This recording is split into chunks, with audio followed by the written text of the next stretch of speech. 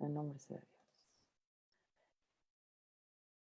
Bienvenidos a esta edición de Serendipia, un programa donde tratamos temas de ciencia, salud e investigación a nombre de la División de Investigación de la Facultad de Medicina de la UNAM. Diego Cisneros y yo, Gaby Pereira, les damos la más cordial bienvenida. Diego, ¿cuál es el tema que tenemos el día de hoy? Hola Gaby, muy buenos días a todas las personas que nos están sintonizando. Estoy muy feliz de estar nuevamente con ustedes este jueves 21 de enero del 2021 y hoy vamos a hablar sobre sindemia, COVID-19 y diabetes. ¿Ustedes saben cuál es la diferencia entre una sindemia y una pandemia? ¿O si las personas con diabetes están más expuestas a las afecciones por la COVID? Ese será nuestro tema de hoy. Perfecto. Les recuerdo al público que nos acompaña que pueden mandarnos sus preguntas a través del chat de esta transmisión. Y bien, pues permítanme presentarles y darle la bienvenida a la doctora Marcia Iriart Urdanibia. Ella es jefa de la División de Investigación de la Facultad de Medicina de la UNAM. Es médica cirujana por la Facultad de Medicina de la UNAM, maestra en ciencias y doctora en ciencias en fisiología y biofísica del Centro de Estudios Avanzados CIMBESTAF. Ella realizó la tesis doctoral y una estancia postdoctoral en la Universidad de Pensilvania en Filadelfia, en los Estados Unidos de Norteamérica. Da clases en el Departamento de Fisiología de la Facultad de Medicina de la UNAM. Y déjenme platicarles que su trabajo principal desde 1986 ha consistido en el estudio de la fisiología y desarrollo de las células beta pancreáticas, así como la regulación y la secreción de insulina en la salud. Más tarde en su carrera, en el síndrome metabólico y la diabetes tipo 2. Ella fue directora del Instituto de Fisiología Celular. Actualmente es investigadora titular C. Pertenece al Sistema Nacional de Investigadores en el nivel 3. Pertenece también a la Academia Mexicana Nacional de Medicina de México y a la Academia Mexicana de la Ciencia. También es miembro de la Asociación Americana de Diabetes, a la Sociedad de Neurociencias y a la Sociedad de Biofisiología. Muy bienvenida, la doctora Marcia Iriart.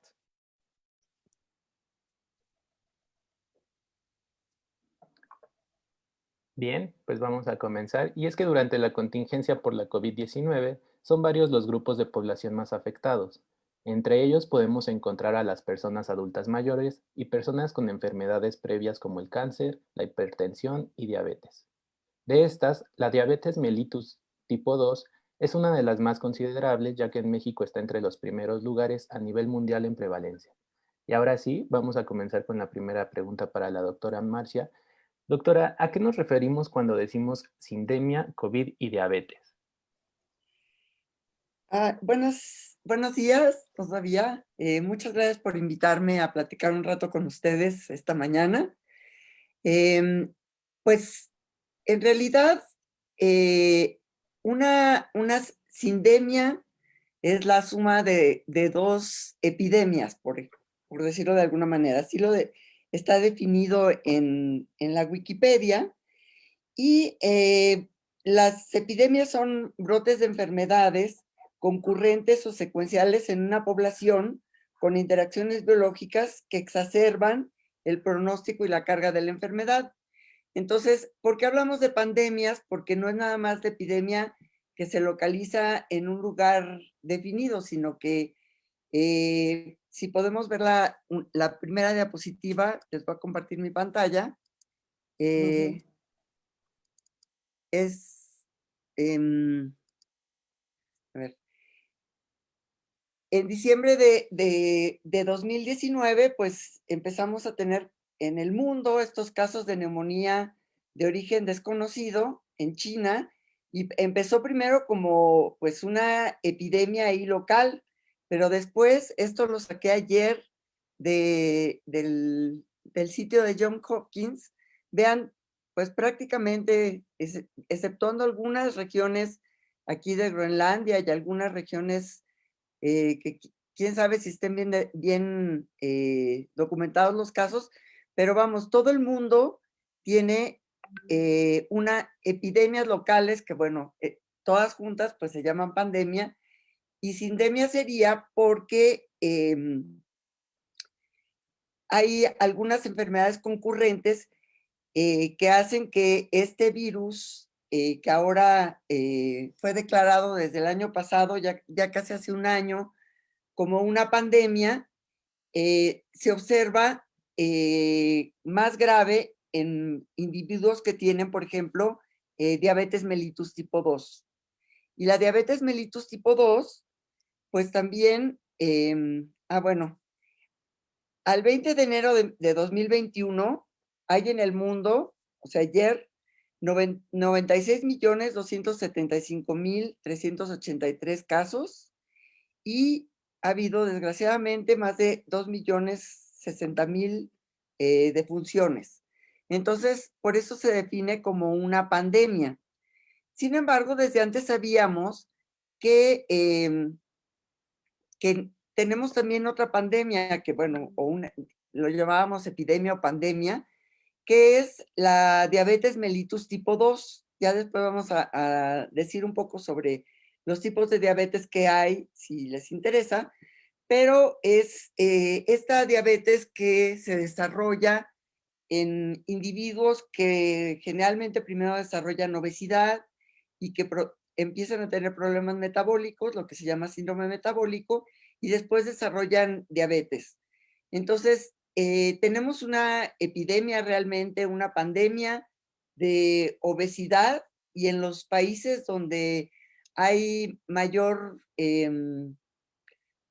facilidad de que se desarrolle la diabetes porque tenemos una genética determinada, pues hay también una epidemia de diabetes. Entonces, si vemos aquí en México, por ejemplo, estos datos están sacados de Ensanud, pues en 2012 había 6.4 millones de personas con diabetes, y ahora tenemos en 18, 8.6 millones de personas, y estos son las personas que realmente saben que tienen diabetes, porque la diabetes, desgraciadamente, es una enfermedad muy silenciosa, que muchas veces no se sabe que se tiene hasta que ya se tiene un cuadro grave.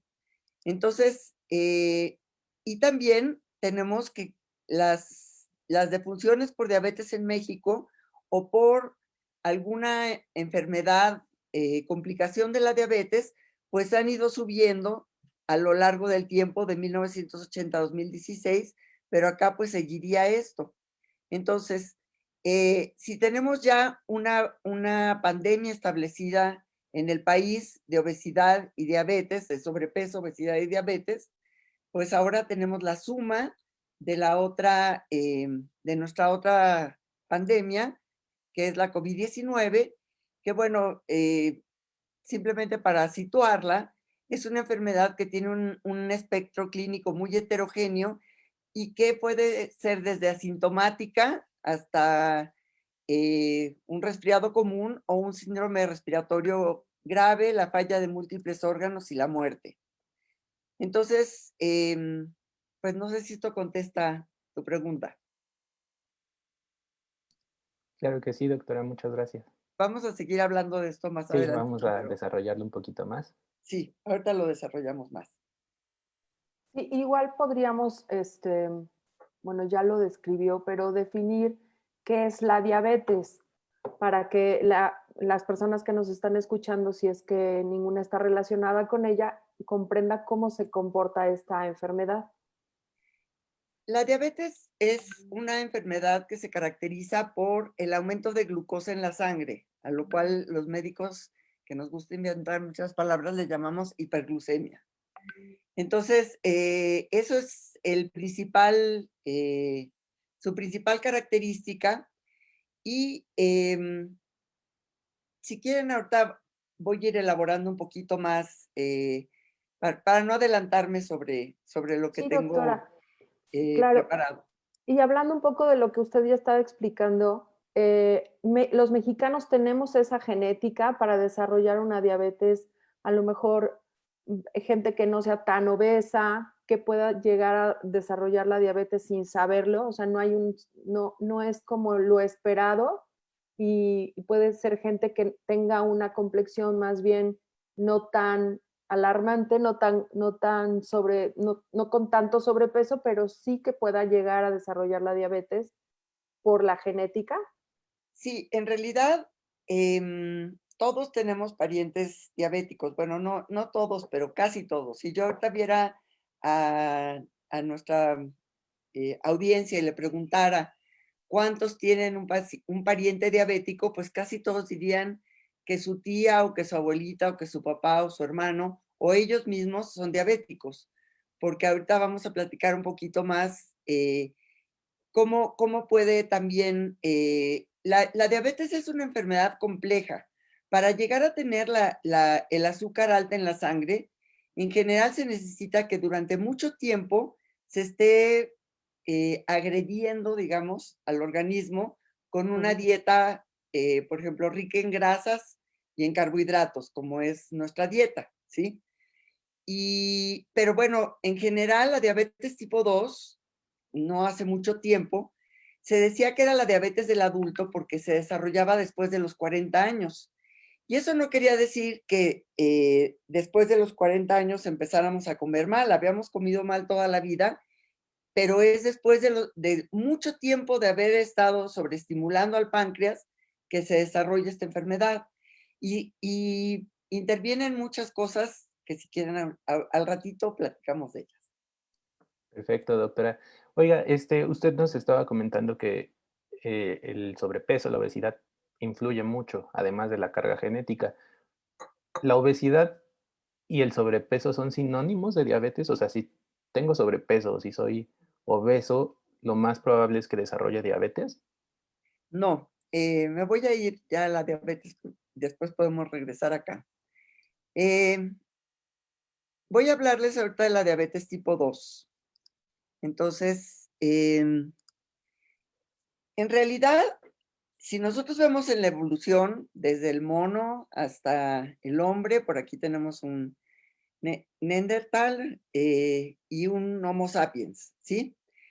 Y bueno, estos personajes, si nos descuidamos un poco, vamos a llegar a ser el Homo obesus, ¿sí?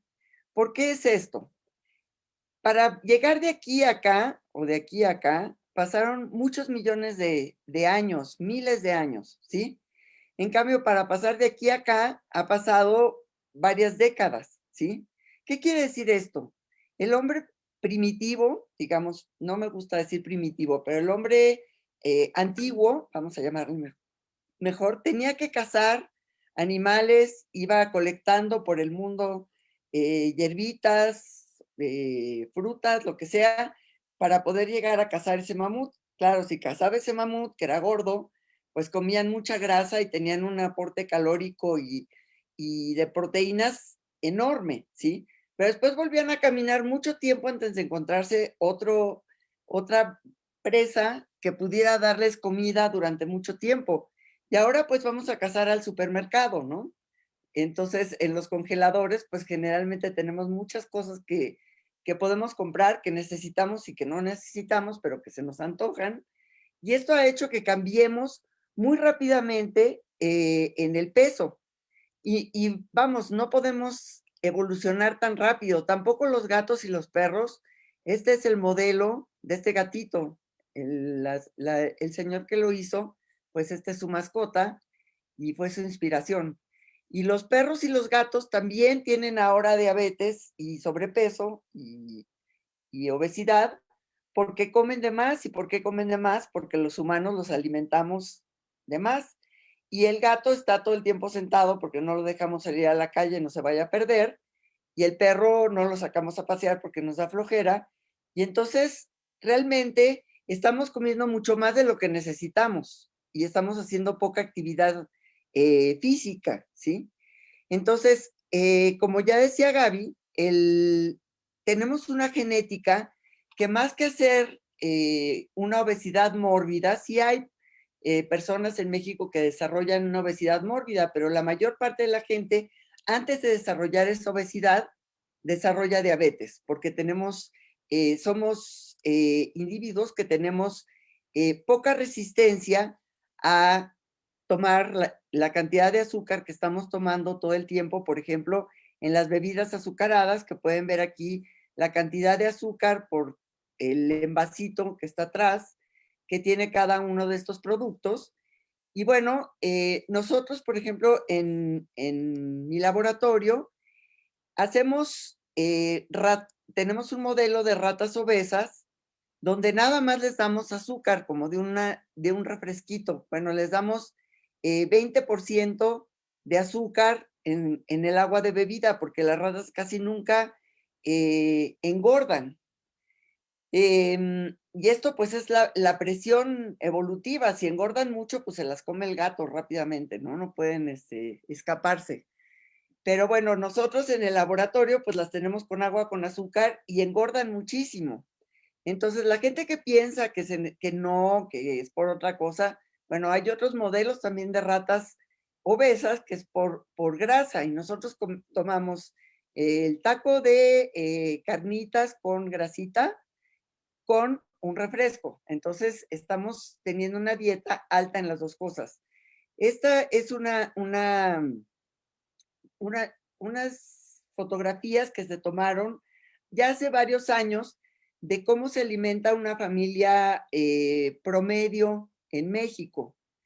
Y bueno, vean al señor gordito, la señora gordita, el hijo gordito, y así, bueno, nos podemos seguir, ¿no? Y aunque sí comen frutas y verduras y comen algo de proteínas y comen pollo o carne, pues vean todos los carbohidratos que comemos. No todo el mundo come lo mismo, pero vean todas las bebidas que toman en lugar de tomar agua, aunque sí toman 2 garrafones de agua, pero es muy impresionante ver que no nos gusta demasiado el agua, nos gustan más otras cosas. Entonces, la diabetes mellitus con frecuencia es precedida por algo que se llama síndrome metabólico. Y este síndrome metabólico simplemente es un conjunto de signos que nos aumentan el riesgo de desarrollar otras enfermedades. Entonces empezamos con la obesidad, que sería algo que podríamos prevenir, ¿no? Pero dependiendo de los factores genéticos y de los factores ambientales, pues esta obesidad nos va a hacer más susceptibles a otras patologías, entre ellas la COVID-19. Y este aumento de susceptibilidad a otras patologías incluye la diabetes, enfermedades cardiovasculares y algunos tipos de cáncer. No es que estar gordo o obeso sea malo, no es ni malo ni bueno, ¿sí? No hay que combatir a las personas que están gordas, hay que combatir la obesidad y hay que combatir pues el estar en sobrepeso, porque si uno está en sobrepeso rápidamente puede llegar a su peso de regreso. Si uno ya tiene obesidad, pues es más difícil regresar al sobrepeso y al peso normal. Y si uno tiene pues ya una obesidad mórbida, pues lo más probable es que necesite alguna operación para que pueda regresar a su peso, porque cada vez es más difícil. El organismo se va adaptando a la nueva condición y después es muy difícil regresar a la anterior.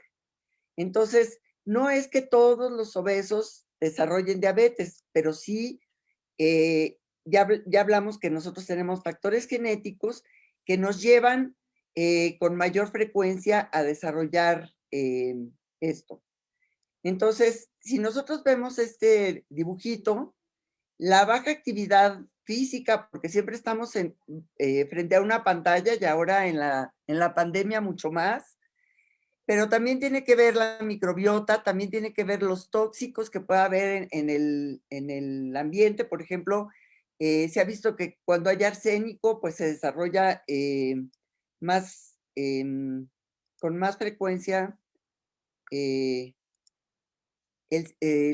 la obesidad y la diabetes, y dependiendo también de la genética, porque hay gente que puede, al parecer, también ese es un problema complejo, depende de la genética, depende qué tipo de grasa en qué tipo de grasa estamos almacenando, si hay más grasa parda o más grasa amarilla, Pero bueno, lo que tenemos que cuando aumenta la ingesta es que desarrollamos la panza. Y este tejido adiposo de la panza, pues secreta una serie de hormonas o adipocinas, porque son secretadas por los adipocitos, y entre ellas están la leptina, el factor de tumoral alfa, la adiponectina, y bueno, hay un equilibrio entre la cantidad de grasa que tenemos y la cantidad de adipocinas que se secretan. Pero entonces, cuando empezamos a acumular grasa en la panza, empezamos a secretar cierto tipo de adipocinas que le dan el mensaje al sistema inmunológico de que hay una inflamación porque ese tejido está creciendo. Entonces, ¿por qué está creciendo? ¿Qué es lo que pasa? Entonces, el tejido inmune, pues, se alerta y empieza a invadir la grasa, ¿sí? Entonces, esto lo que hace es una serie de cosas. Bueno, esto tiene que ver también con el apetito. Muchas veces perdemos el control del apetito porque tenemos, por ejemplo, demasiada leptina, que la leptina regula el apetito a largo plazo. Entonces, si la grasa está produciendo muchísima leptina, pues hay un momento en que ya los tejidos no se enteran de que se está produciendo esta cantidad de leptina. Y bueno, se está sintiendo todo el organismo está sintiendo una inflamación que no es muy grande, no es como cuando tenemos un virus, algo así, se nos inflama el hígado, por ejemplo, una hepatitis. Es una inflamación leve, pero ahí está continuamente. Y esta inflamación, estas citocinas y adipocinas que se están secretando, están estimulando continuamente a las células del páncreas que producen insulina, que son las células beta. Entonces, además de que continuamente por ejemplo, vamos a tener la glucosa un poquito más alta de lo que debemos, o sea, entre 100 y 124, pues esto está estimulando a las células beta, y también están estimulando algunos de estos mediadores químicos, y entonces esto nos puede llevar, dependiendo de la genética, pues a que estas células beta se agoten, y en el momento en que se agotan, se produce la diabetes mellitus tipo 2. Es decir, vamos a tener la glucosa en ayunas por arriba de 125 miligramos por decilitro, lo que quiere decir que hay una incompetencia ya aquí en el páncreas para resistir esto que se está produciendo aquí, que lleva a los tejidos como el músculo y el hígado a desarrollar algo que se llama resistencia a la insulina, porque si nosotros tenemos hiperinsulinemia en algún momento, pues nos baja la glucosa en el cerebro y nos desmayamos, empezamos a sentirnos muy mal, ¿sí? Entonces, esta hiperinsulinemia es contrarregulada por los órganos con una resistencia a la insulina. Entonces, si tenemos 3 o más de estos signos, obesidad central, la pancita, dislipidemia, que empezamos a tener muy altos, por ejemplo, los triglicéridos, el colesterol malo, bajo el colesterol bueno, tenemos resistencia a la insulina, tenemos intolerancia a la glucosa, y muchas veces hay también hipertensión. Puede haber también una prueba de que hay inflamación, que es la proteína C reactiva alta, y puede haber otras cosas, pero con tener 3 de estos signos, nosotros lo llamamos síndrome metabólico. Y entonces ese síndrome metabólico va a aumentar mucho la probabilidad de que se desarrolle diabetes mellitus tipo 2. Así, en pocas palabras, esa sería la respuesta. Nada puede ser muy corto porque son procesos muy complejos, pero Sí, Claro, por ahí va la y cosa. excelente explicación. sí, sí, claro.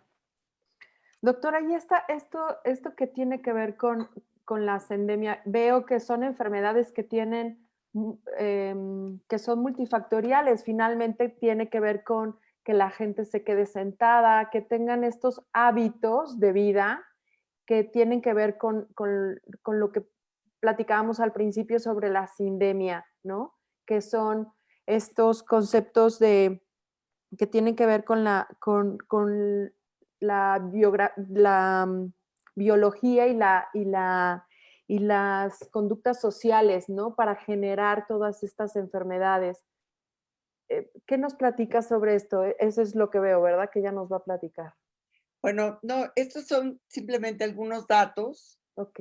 Y bueno, algo que nos da idea de qué tanto es una enfermedad compleja la diabetes, es que la prevalencia de diabetes, que ya sabemos que es, bueno, en el mundo, la obesidad y el sobrepeso y la obesidad en los países desarrollados, por ejemplo, en Inglaterra, por decirles algo, en Estados Unidos no, porque ahí sigue habiendo muchísima gente gorda, nos sigue eh, rebasando la obesidad de Estados Unidos, aún la de los niños, que nosotros también somos campeones en obesidad infantil, nos sigue rebasando.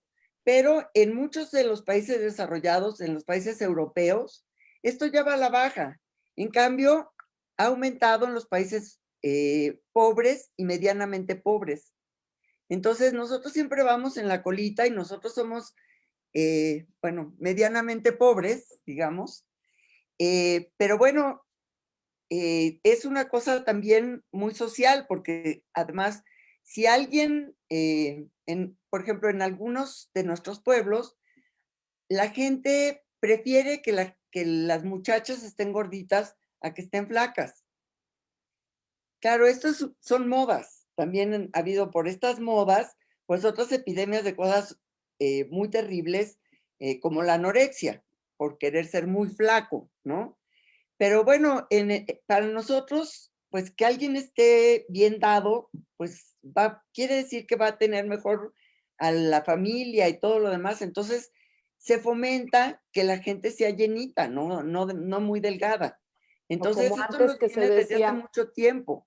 ¿Eh? claro, como antes se decía cuando un niño estaba cachetoncito, rosadito, así, robusto, decían, ay, qué sano está, ¿no? Sí. Y si Y se veía probablemente muy estaba ya en delgadito. sobrepeso, no podía ay, no puede caminar de lo gordo que tienen las piernitas. Pues, pobre niño, ¿no? Pero en serio. Porque además, el que haya obesidad infantil, los niños gorditos generalmente son adultos gorditos. El tejido graso, las células completas de tejido graso, se desarrollan en etapas tempranas. Entonces ahora, por ejemplo, ya se dice que a niños menores de 3 años no hay que darles jugo. Y bueno, cuando hace 20 o 20, 30 años, pues nosotros cuando en el destete ya se les daba jugos y se les daba, se les endulzaba la leche de vaca con azúcar. Hacíamos muchas cosas muy mal. Y entonces, además, como si la genética fuera poco, también hay algo que se llama epigenética, que son cambios que no son de los genes mismos, pero sí de cómo se lee la información. Entonces, hay algunas cosas que nos dicen que si tu abuelita fue muy obesa, pues ya te amolaste, porque tú ya traes una tendencia a ser obeso tremendo, porque se pasó en tus genes hasta la tercera generación. Y bueno, y si tu mamá fue obesa, pues, o estaba en sobrepeso, pues la tendencia es que tú tengas sobrepeso. Claro, esto no, la genética no es ya un sino, ¿no? Así tiene que pasar. Si tú haces ejercicio y llevas una alimentación balanceada, pues las cosas pueden ser distintas. Y ese es el chiste, ¿no? ¿Te contesté, Gaby, o no? Sí, sí, sí, claro, claro, doctora. Sí, la sigo. Ahora, quiero decir que, porque ya voy a decir en la siguiente, Ujú. ¿en qué coinciden la COVID-19 y la diabetes? Pero para eso tengo que decir rápidamente algo más sobre la COVID. ¿Está bien? Sí, por supuesto, adelante. Bueno, eh, el virus del, em, del SARS-CoV-2, que es el que produce el coronavirus, que produce la COVID-19, se une a receptores que están en diversas células de nuestro organismo y que son receptores que tienen que ver con la regulación de la presión arterial. Entonces, estas espigas, bueno, spikes le llaman en inglés, pero nosotros le podemos decir protuberancias o picos, vamos a llamarle picos en este momento. Tienen una serie vamos, reconocen algo que nosotros tenemos en nuestro organismo, que es una proteína, una glucoproteína, que está en la membrana de diversos tipos celulares, por ejemplo, de células epiteliales, del corazón, del riñón, del intestino, de los islotes pancreáticos, de las neuronas, de las venas, las arterias, las células del sistema inmune, los testículos, el estómago, y también puede estar soluble en el plasma. Entonces, pero bueno, ¿qué se une normalmente a ese receptor? Pues eso tiene que ver con la regulación de la presión arterial. Entonces, nosotros tenemos en el riñón se produce una hormona que se llama renina cuando el riñón siente que hay algo que está subiendo la presión y que le está disminuyendo la irrigación. Por ejemplo, podría ser una placa de aterosclerosis ahí en la arteria renal. Entonces, el riñón produce renina. Cuando baja la presión arterial por alguna razón, normalmente, pues también se produce renina.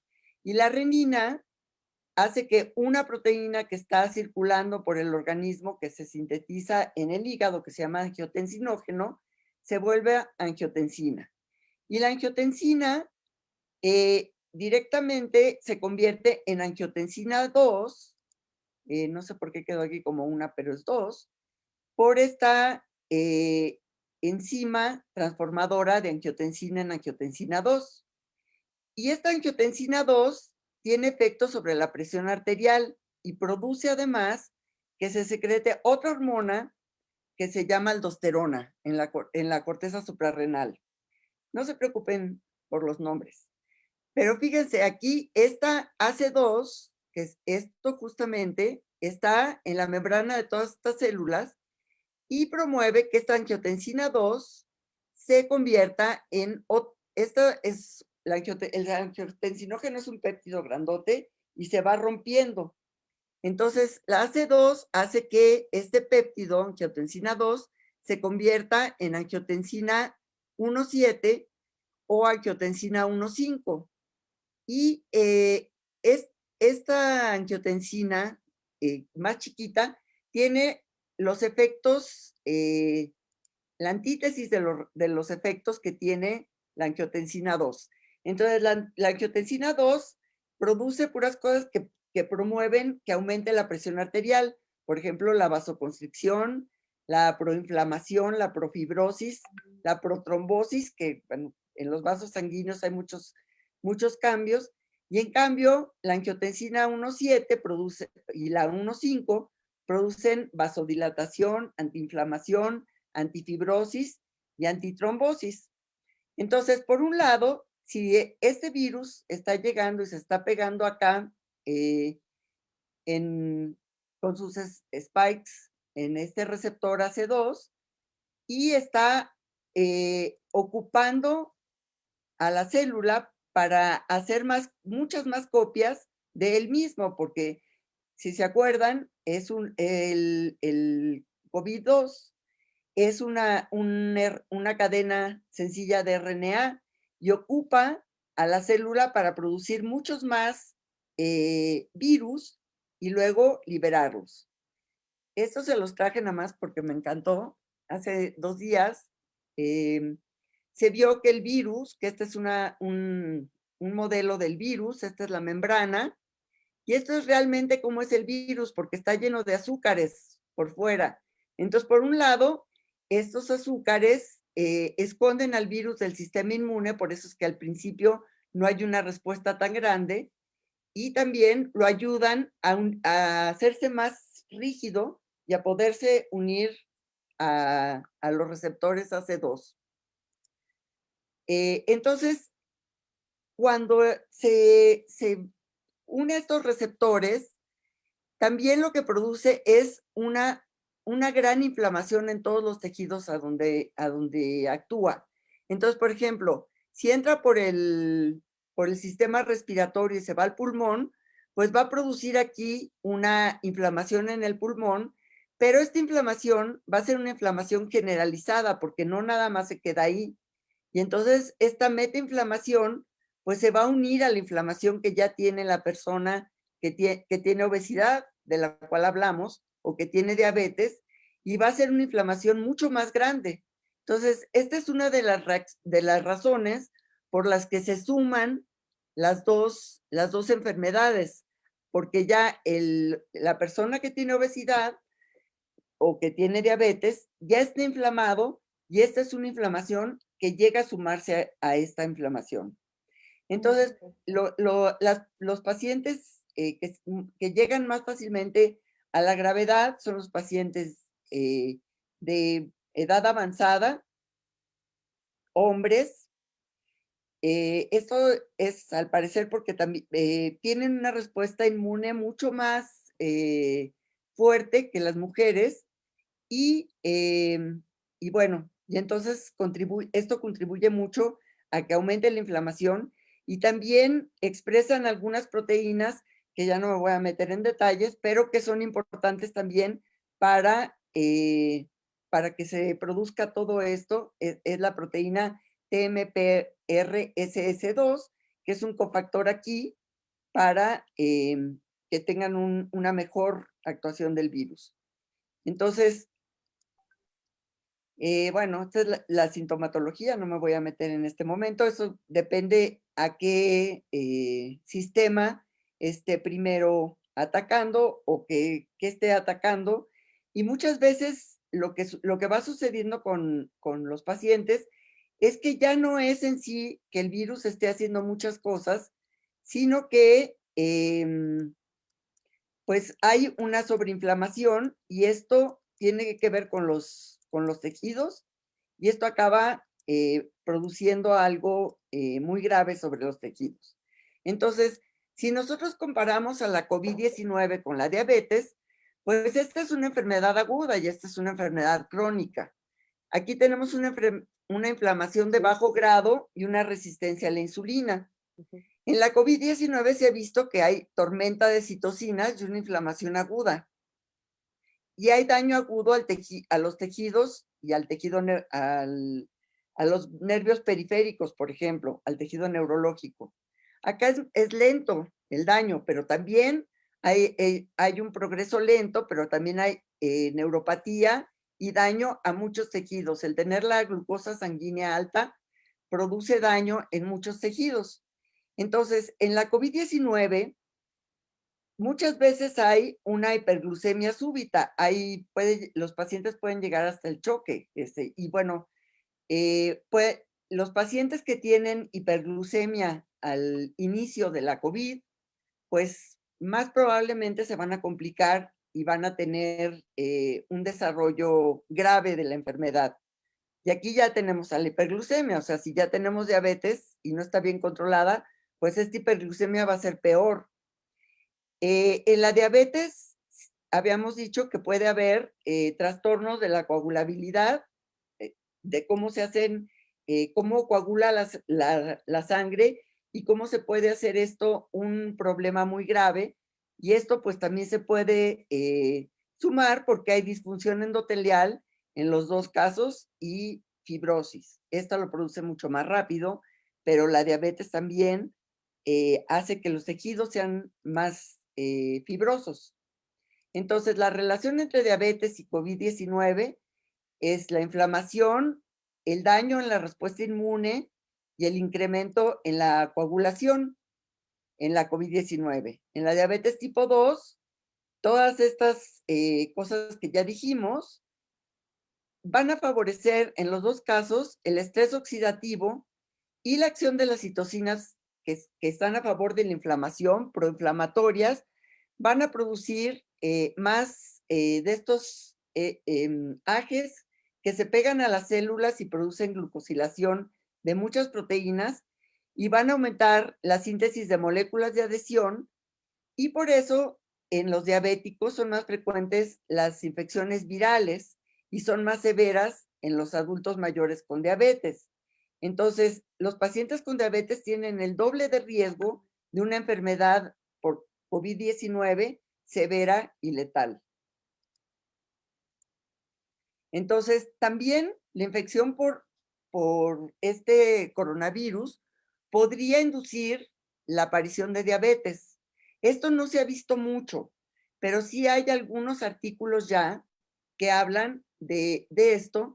Y el primo hermano de este coronavirus, que es un coronavirus mucho más grave, el CoV, nada más sin el 2, que bueno, ya había causado infecciones que por suerte no nos llegaron a nosotros, que es mucho más letal, pero que se contagia menos.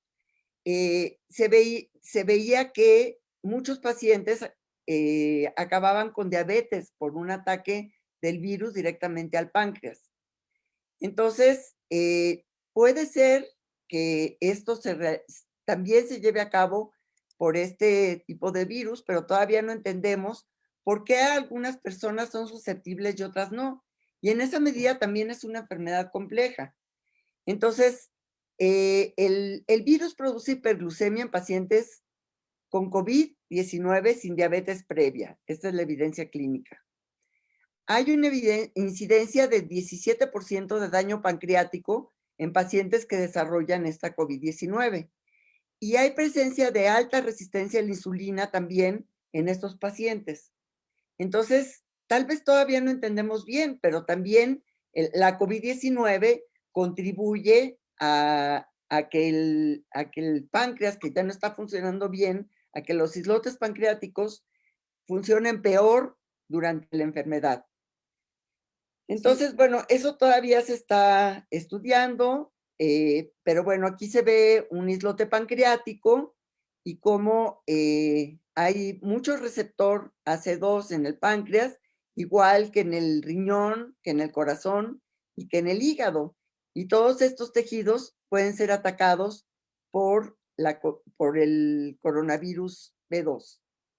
Bueno, ya esto, hasta aquí quiero llegar. Sí, hasta ahí, a ver si lo estoy comprendiendo bien. Entonces, el proceso inflamatorio que produce la diabetes le allana el camino, digamos, al COVID para poder afectar más al sistema.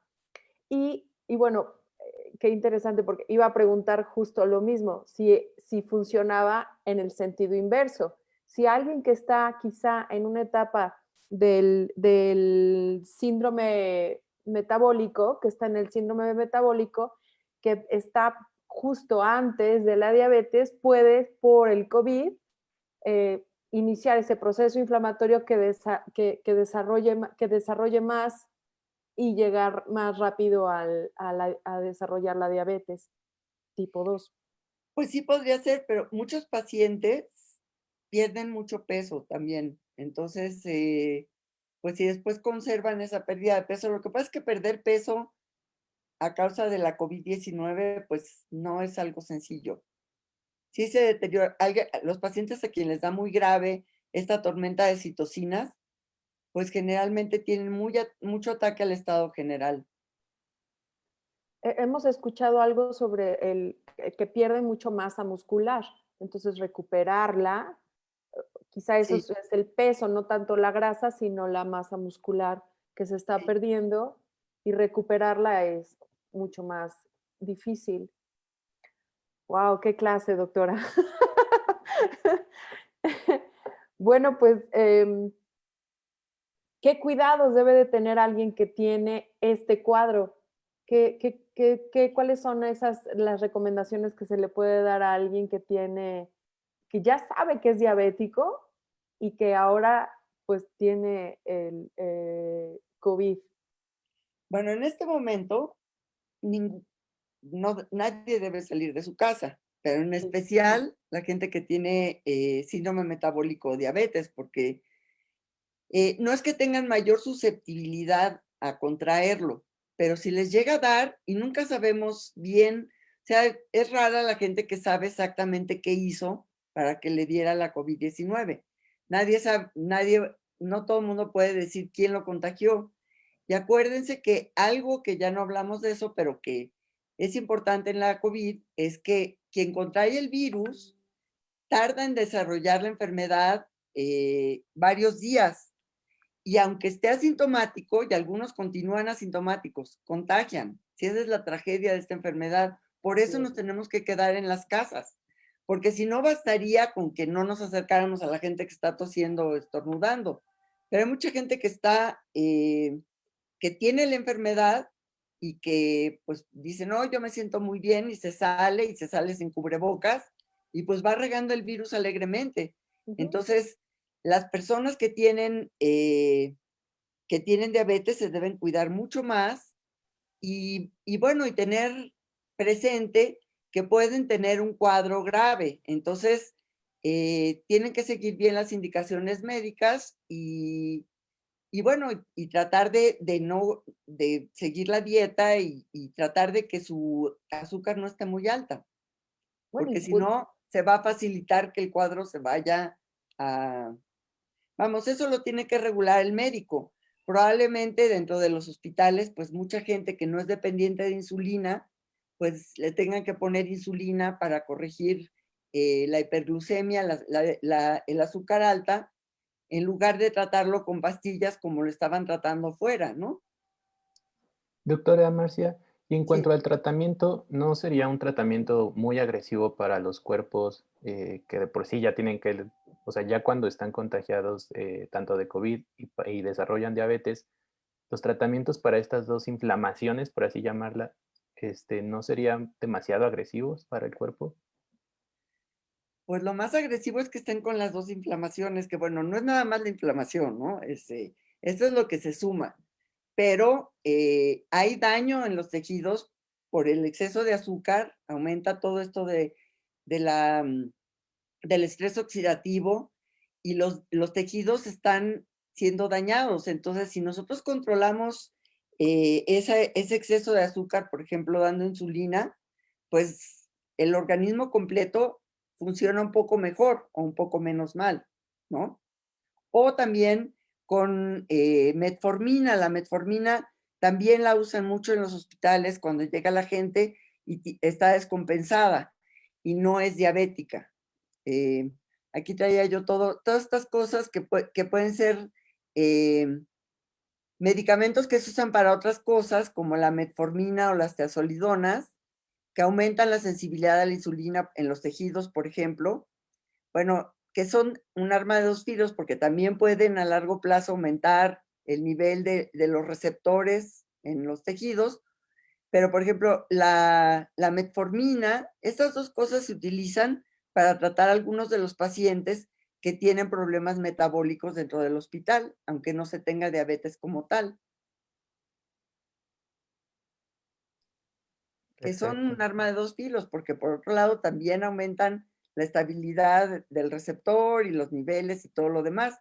Pero bueno, llegado cierto momento, es más importante tratar de volver un poco al equilibrio del organismo, a la homeostasis, y así darle oportunidad al sistema inmune de que pelee de manera adecuada, no que tenga esta tormenta.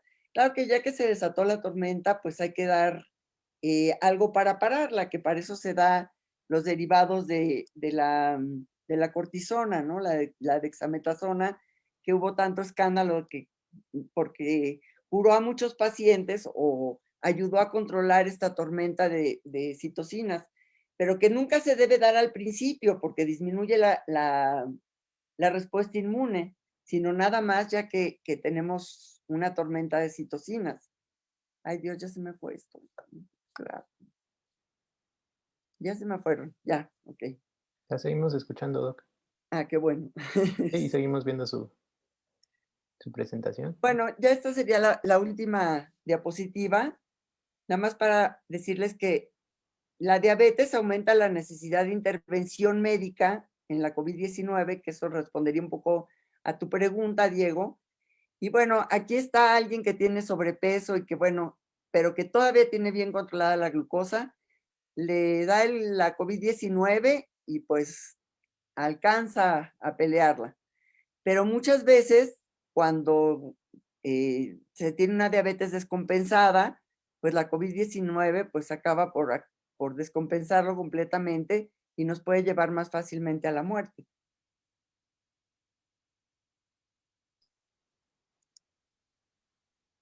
El buen control de la glucosa se correlaciona con mejores resultados de los pacientes infectados. Perfecto.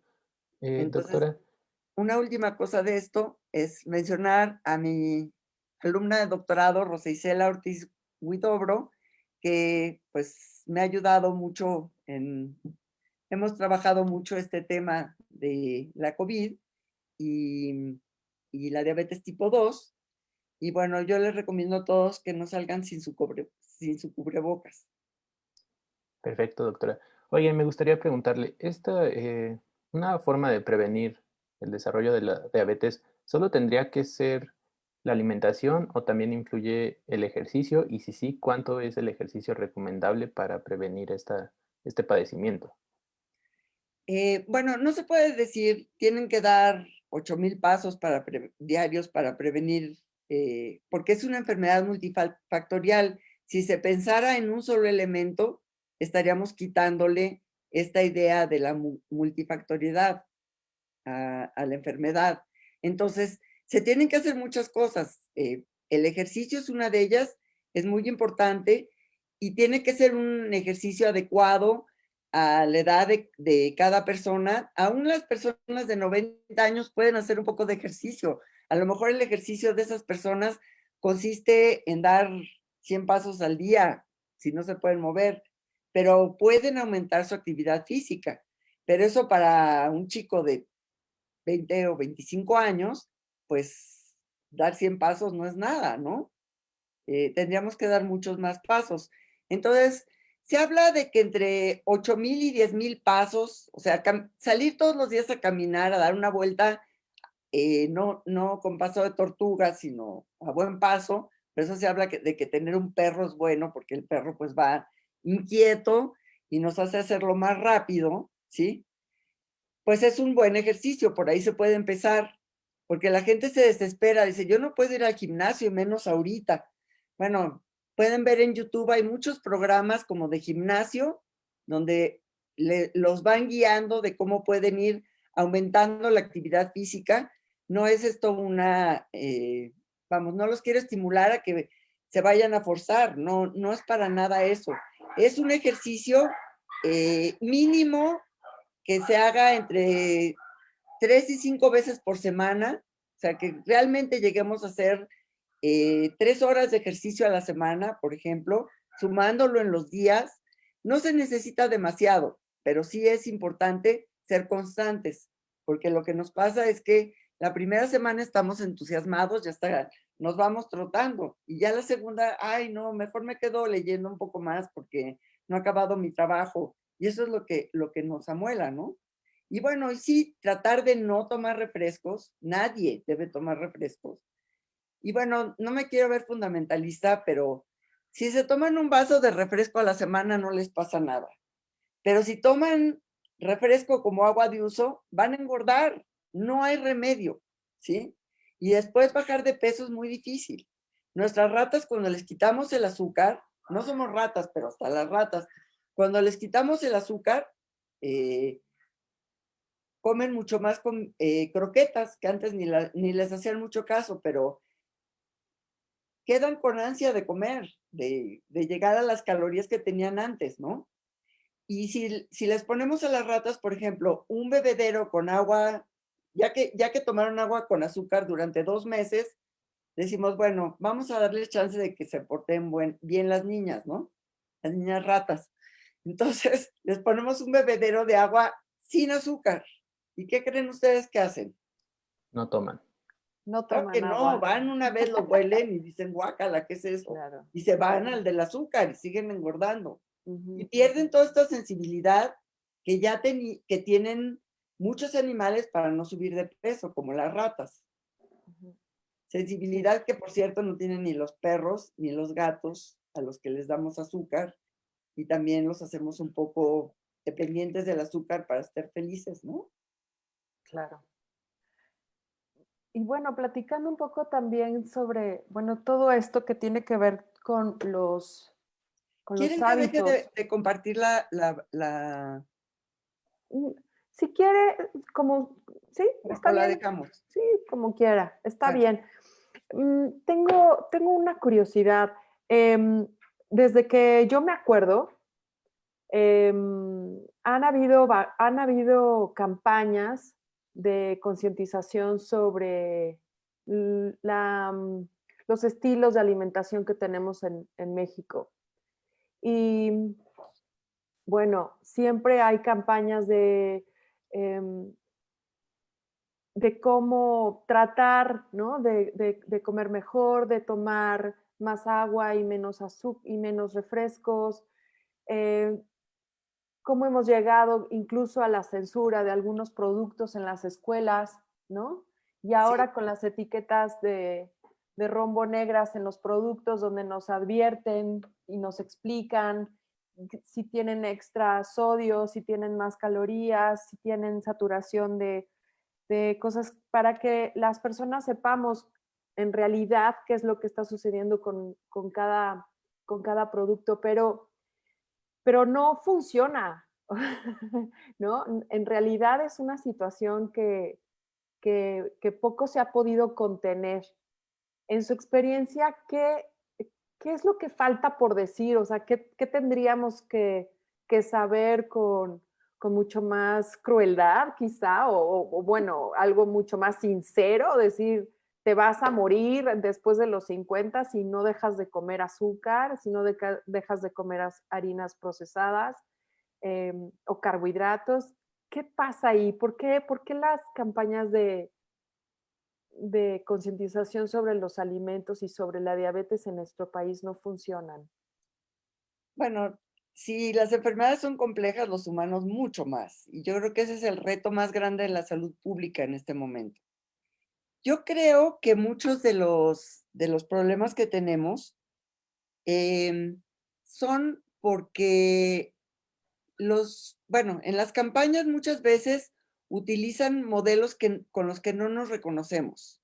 Por ejemplo, ponen una deportista, aumenta tu ejercicio, y ponen a una muchacha guapísima que va corriendo por el campo.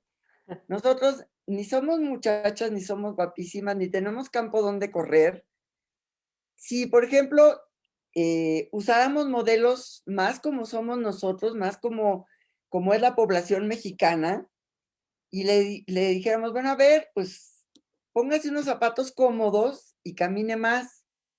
Y empezamos por ver que los zapatos cómodos, pues no es algo que el pueblo mexicano tenga. Si nosotros vemos con qué zapatos andan la mayor parte de las mujeres en especial, pues son zapatos de plástico, no quieren estar corriendo ni caminando mucho. Eh, es muy complejo, Gaby. No es nada más que la gente entienda que eso puede ser dañino, ¿sí? Por ejemplo, para hacer ejercicio. Eh, por eso a mí me gustan algunas de las cosas que hay en el YouTube, por ejemplo, que dice, camina 10 minutos junto a tu máquina. Eso lo puede hacer cualquiera. Hace ejercicio y sale a correr en un campo, pues si vives cerca de Chapultepec, a lo mejor te sientes así, ¿no? Pero la mayor parte de la gente no puede hacer eso. Entonces las campañas están dirigidas, quién sabe para quién, porque no son modelos con los que nosotros nos reconozcamos. Ahora, los humanos somos complicados y bueno, pues muchos humanos siguen fumando, ¿no? Aunque ya se ha demostrado y se ponen en las cajetillas, no puede haber una imagen más horrenda que lo que ponen ahí, ¿no? Y Sí, te ponen el signo de la muerte y todo lo demás, y mucha gente sigue fumando, claro, porque hay una sensación de a mí no me va a pasar, ¿no? claro. O estoy nervioso y lo más importante es que ya no esté nervioso, entonces sí me voy a comer la golosina porque eso me calma. Entonces, necesitamos una reeducación completa. El valor que le damos al azúcar, desde los niños chiquitos que se caen o que están haciendo un berrinche y la persona que lo está cuidando saca una paleta y se los da como para que se calmen, ¿no? Entonces, yo creo que es sumamente complejo y tenemos que platicar mucho y es algo que tenemos que hacer en conjunto con gente que sepa, trabajadores sociales, psicólogos, médicos, por supuesto, pero una campaña no va a resolver el problema. Sí, Perfecto, así es. doctora. Una explicación la que nos ha brindado. Y antes de pasar con las preguntas del público que nos está sintonizando, me gustaría dejarles un dato que ya nos había comentado, y es que de acuerdo con la Organización Mundial de la Salud, la OMS, 422 millones de personas en todo el mundo tienen diabetes, especialmente en los países de ingresos bajos y medios. Como ya nos lo había explicado la doctora Iyar, México es un país de ingresos medios, ¿no? Gaby, ¿tú tienes algo que decirnos? ¿Está silenciada? No te oímos. No me oyen, ahorita sí ya. Bueno, pues vamos a comenzar con algunas preguntas que nos han hecho el favor de escribirnos. Ángel Fidel Maceda nos pregunta, ¿hay algún medicamento de la diabetes que tenga reacción cruzada con el COVID? No sé exactamente a qué se refiere con reacción cruzada, pero cualquier medicamento va a aumentar algunas cosas y va a disminuir otras. Entonces, en realidad no hay nada específico todavía contra la COVID. Ojalá hubiera, ¿no? Eh, se, se han implementado, vamos, de lo que se trata es de tener a la persona como en la mejor condición física para que su sistema inmune, para darle oportunidad a su sistema inmune para que pelee contra el virus, ¿sí? Pero no hay un medicamento específico que se le tenga que dar a toda la gente, no. O sea, lo único que al principio de la COVID, lo único que se receta es paracetamol, por ejemplo. Entonces, bueno, el paracetamol tomado en la cantidad en que se receta, pues es un buen medicamento, ayuda a controlar los dolores, todo lo que sucede con la COVID, la fiebre. Si tomaras mucho, pues no te caería bien al hígado, ¿no? Entonces, yo creo que no entiendo muy bien la pregunta, pero yo creo que por ahí va. Yo Eh, entiendo yo que creo- se refiere a que si es un medicamento que no se deben de tomar al mismo tiempo, que le Bien, puede, que sea un medicamento de la diabetes que al tomarla junto con algún medicamento para contrarrestar el virus del COVID sea, sea contraproducente, le provoque o se anule el efecto del medicamento. Yo eso es lo que entiendo de la pregunta. No no hay. tenemos eso y es muy importante que la gente se siga tratando contra la diabetes, la hipertensión o lo que tenga, que no se dejen de tomar sus medicamentos. Perfecto, doctora. Tenemos otra Ya no te ¿Me escucho, No te escuchan? no te escuchamos, escuché. Diego. ¿Ahí me escuchan? Ya. Ya, Ya. Doctora, le decía, pues es una pregunta de, no sé qué está pasando. Ya. Ok. A ver. No, porque me está jugando una mala pasada. Pero había estado demasiado bien, ¿no? Entonces Sí. algo tiene que pasar un sí, de poco. pronto esta computadora enloquece, pero ya quita el micrófono. Ah, y le decía que nos pregunta una persona que si las personas jóvenes que se infectan con COVID-19 tienen más probabilidad de desarrollar diabetes en un futuro. Esto, incluso yo como persona joven, ¿no? O sea, estoy sano, pero pues no sé si me infecto con mi carga genética, que sí es bastante, ¿no? Ah, Eso, acuérdense que llevamos un año apenas con la pandemia. Entonces, no hay una respuesta para eso, pero no veo ninguna razón porque, pues, podría haber cierta, digamos, con el tiempo, si está llevando una vida normal, bueno, una vida sana, digamos, entre comillas, está haciendo, comiendo razonablemente bien y haciendo ejercicio, pues se puede recuperar totalmente de la COVID. No he visto que pueda ser a muy largo plazo lo que quede como secuela. Sin embargo, nada más llevamos un año. Eso lo vamos a saber como dentro de 20 años. Y nunca vamos a saber si esa persona desarrolló diabetes a los 40, si fue porque tuvo COVID o si ya de todos modos lo iba a desarrollar. Es como complicado contestar, pero yo creo que los datos indican que la gente se puede recuperar completamente de la COVID. Pues más bien sería como la invitación, ¿no? A que si eres una persona joven, tengas una dieta balanceada y hagas ejercicio justo para reducir ese riesgo de padecer diabetes, ¿no? Sea por COVID o sea porque, pues sí, por lo que sea, ¿no? Sí. En realidad, no, hay muy pocos datos que hablen de que la COVID como tal produzca diabetes, ¿sí? Pero sí hay algunos. Entonces, pues por eso hay que tratar de mantener a los pacientes que tienen, que desarrollan hiperglucemia cuando llegan al hospital, pues hay que tratar de mantenerlos en niveles normales de glucosa. Claro. Sobre todo si ya sabemos el proceso inflamatorio, ¿no?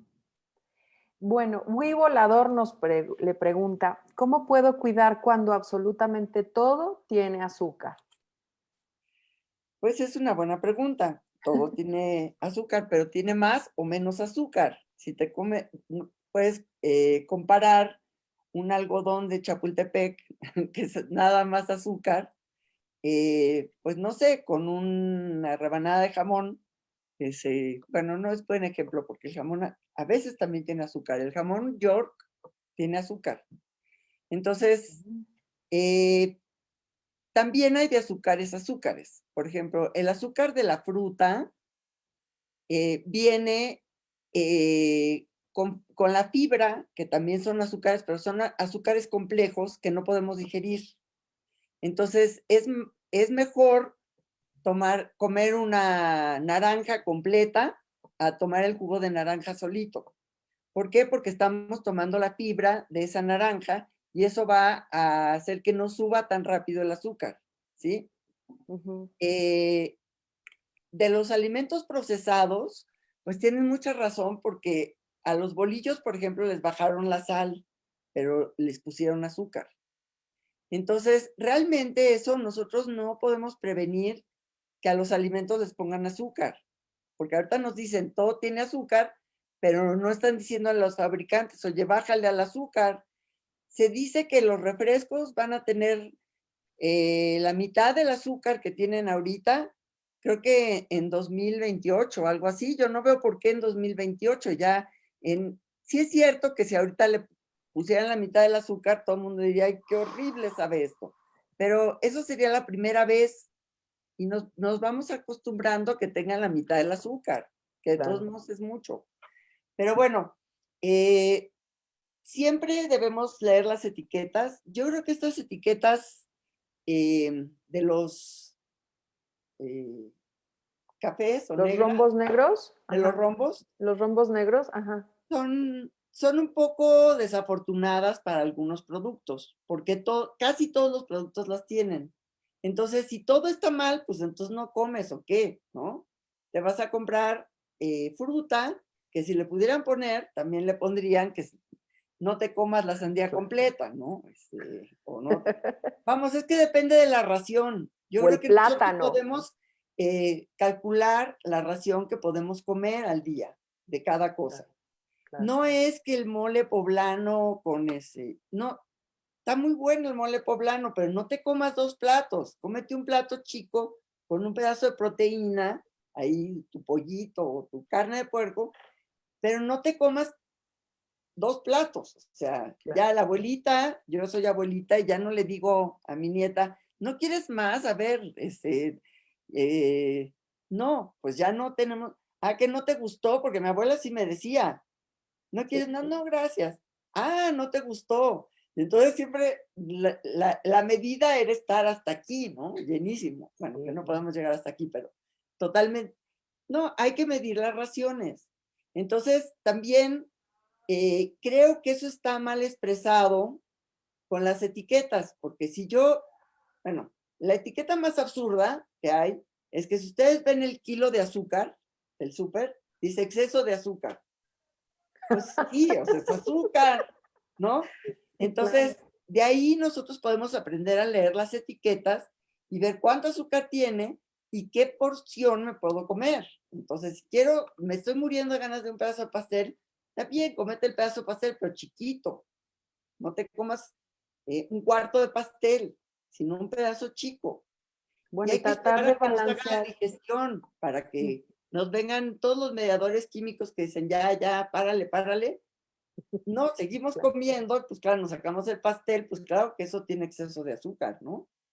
Sí, como Yo creo sufrimos en Navidad, ¿no? Decimos en Navidad, todo es engordadera, ¿no? Entonces ya sabemos que para Reyes ya acabamos con la rosca de los Reyes, ya nos limitamos.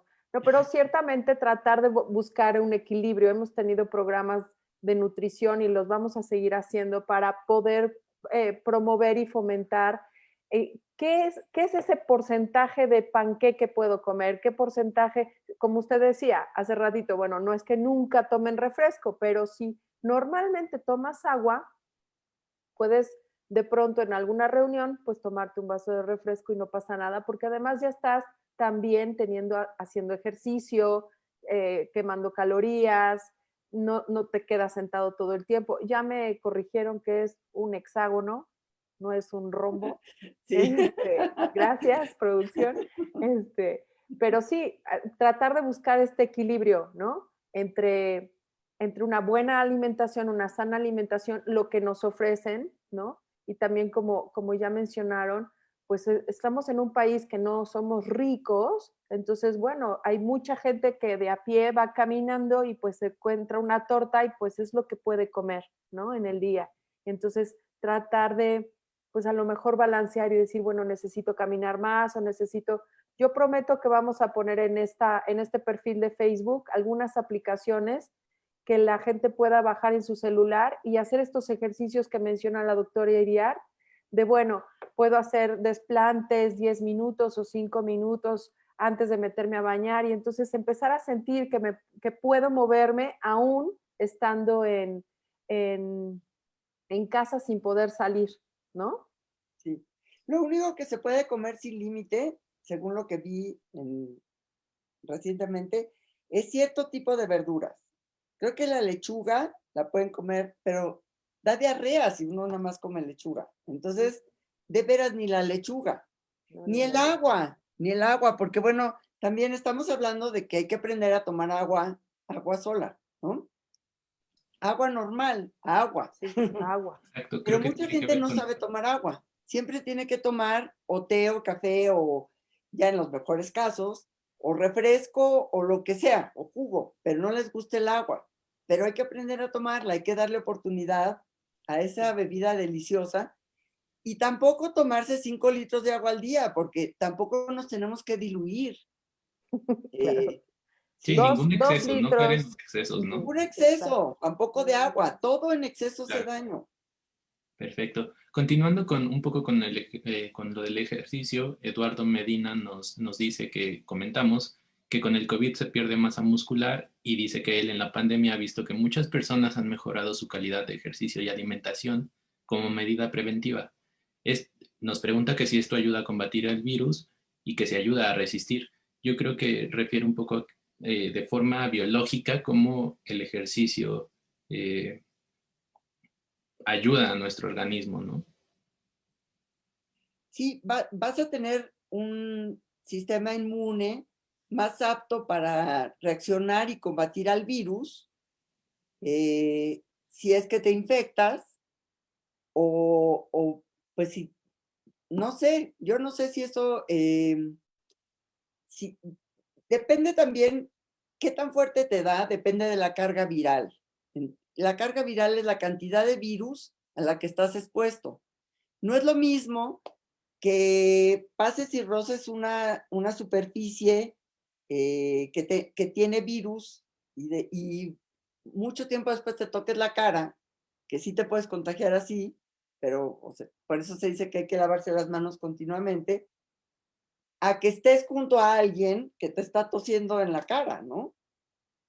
O sea, el inóculo, por eso el personal de salud está tan expuesto, porque pues ahí está concentrada las cantidades de virus, ¿no? Casi todos los pacientes hospitalizados tienen muchos virus. Entonces, yo creo que te infectes o no, pues depende un poco de esto, ¿sí? Pero si te llegas a infectar, pues vas a poder combatir muy bien tu sistema inmune, va a poder combatir al virus y no vas a llegar al hospital. Muy bien. Nos preguntan sobre la metformina, doctora. ¿Es cierto que sirve para bajar de peso? La metformina lo que hace, parece que es un medicamento que tiene muchos efectos y lo que hace es mejorar la sensibilidad de los tejidos, uno de sus efectos más importantes, a la insulina. Si se acuerdan, hablamos de que cuando tenemos mucha insulina, pues los tejidos se vuelven resistentes a la insulina, ¿sí?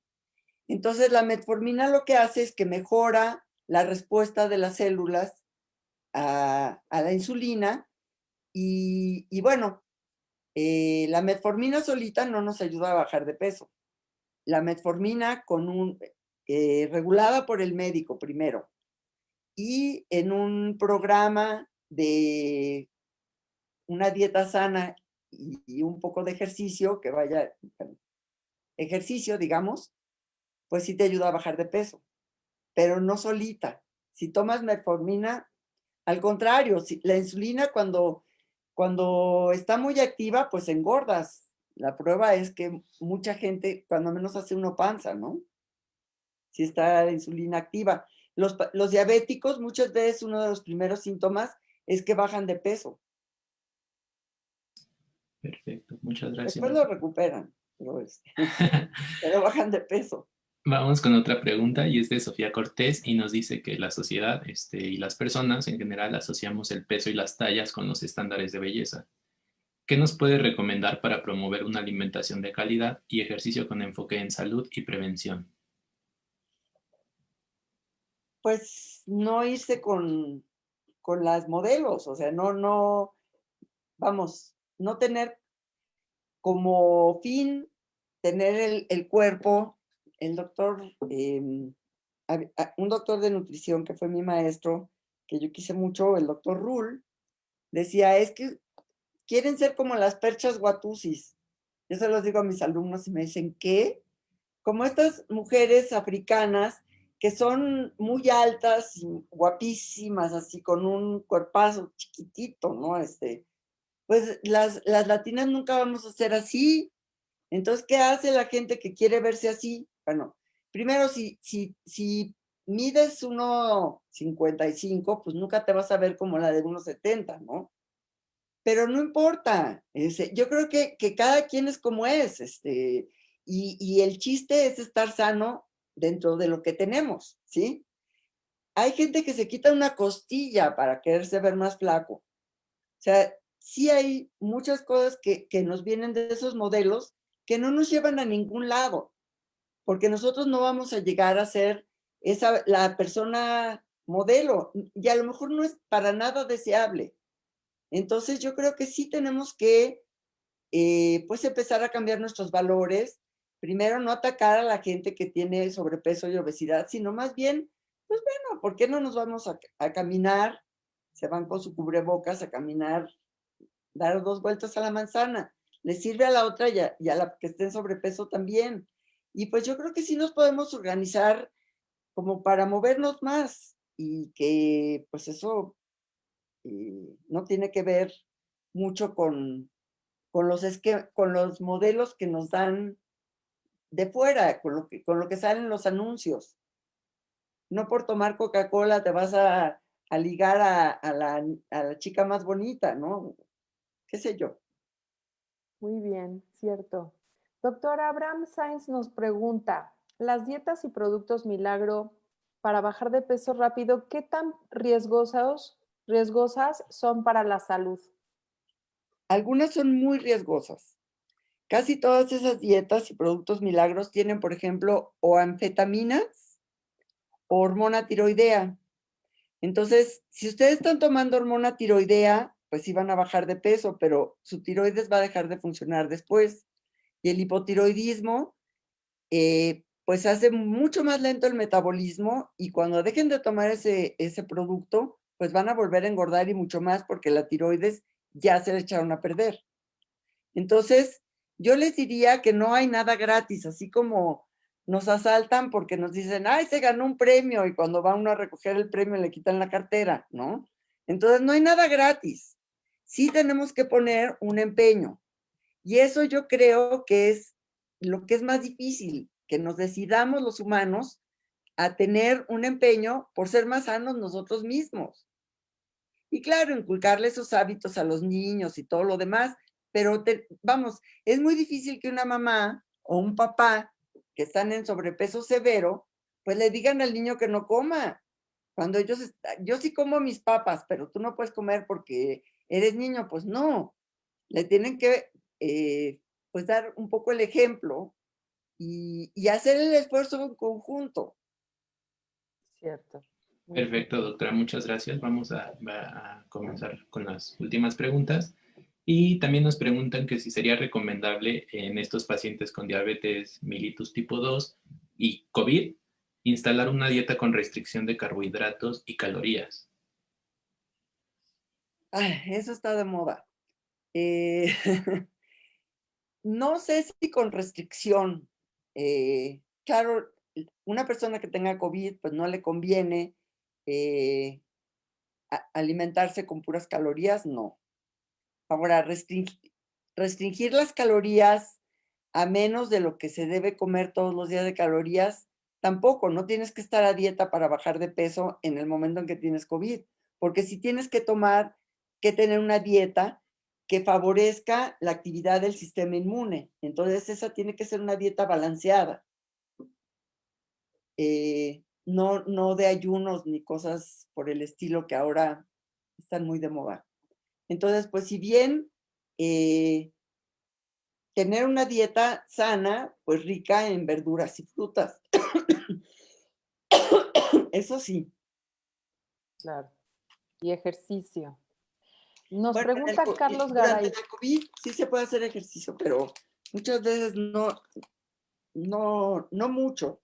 No mucho. Ok. No. Carlos Garay nos pregunta, dado que los receptores celulares al virus se expresan en distintos tejidos, ¿qué información existe sobre el grado de infección en los distintos tejidos en pacientes y difuntos que padecieron COVID-19?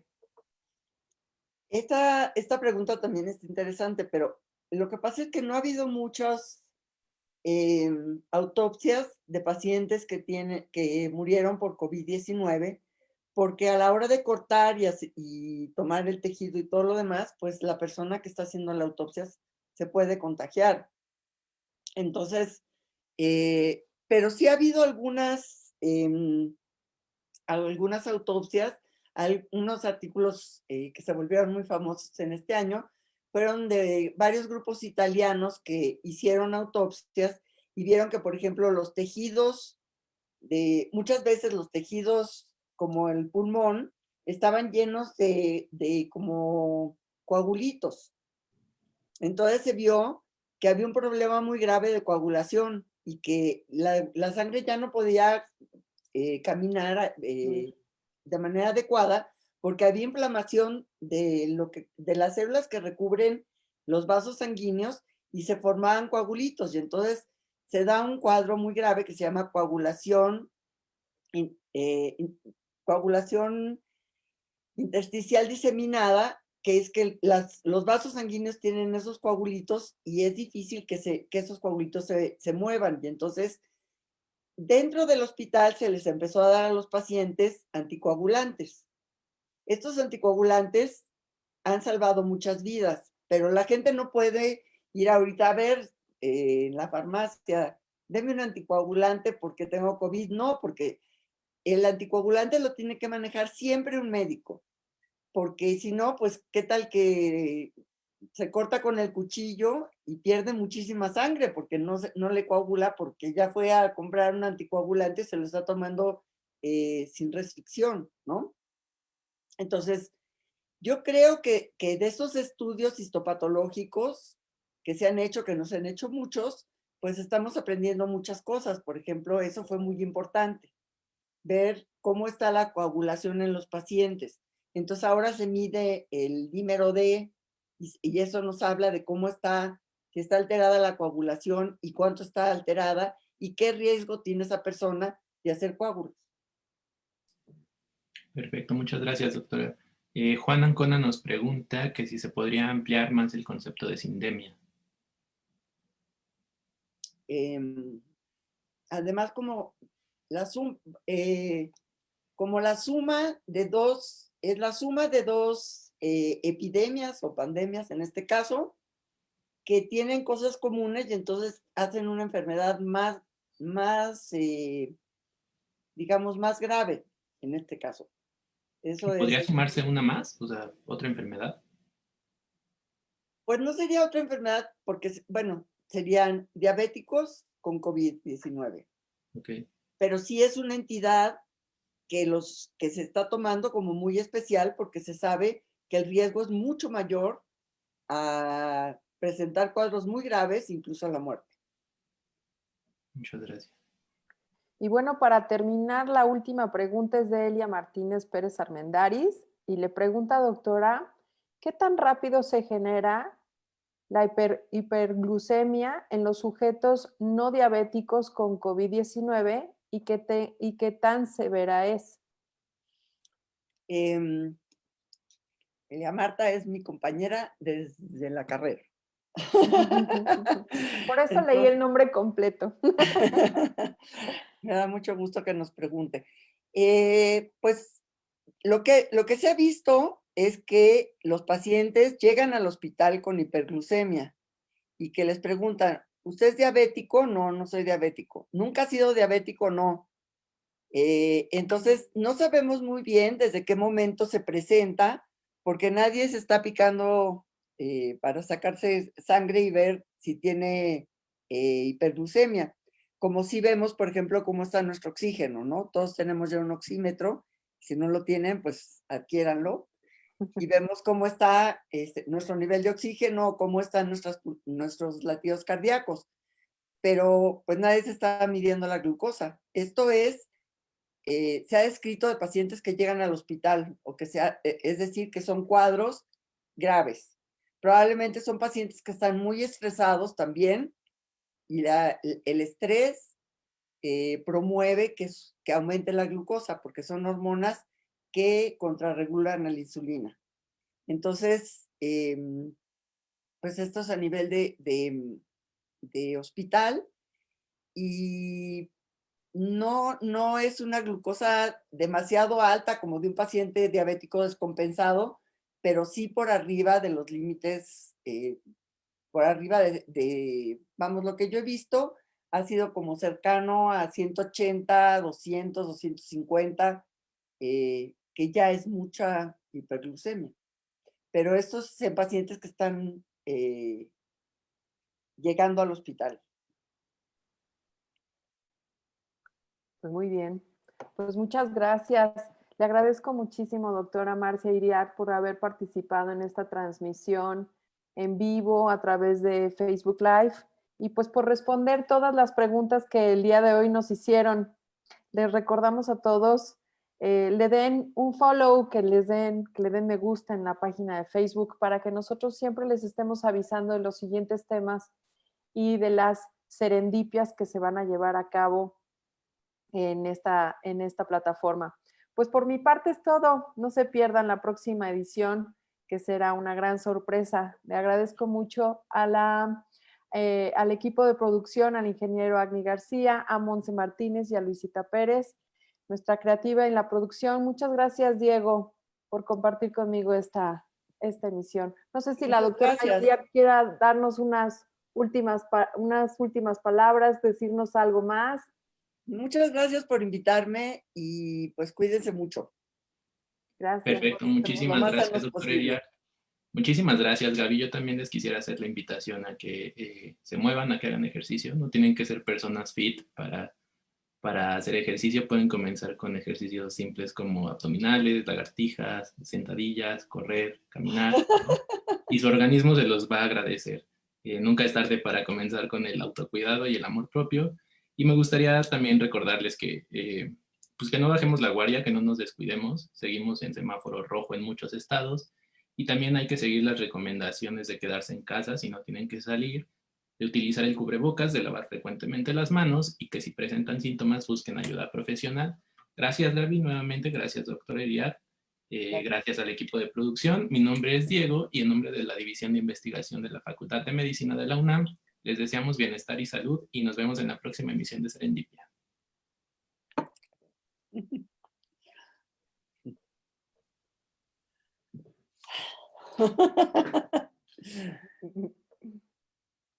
¿Cómo vieron?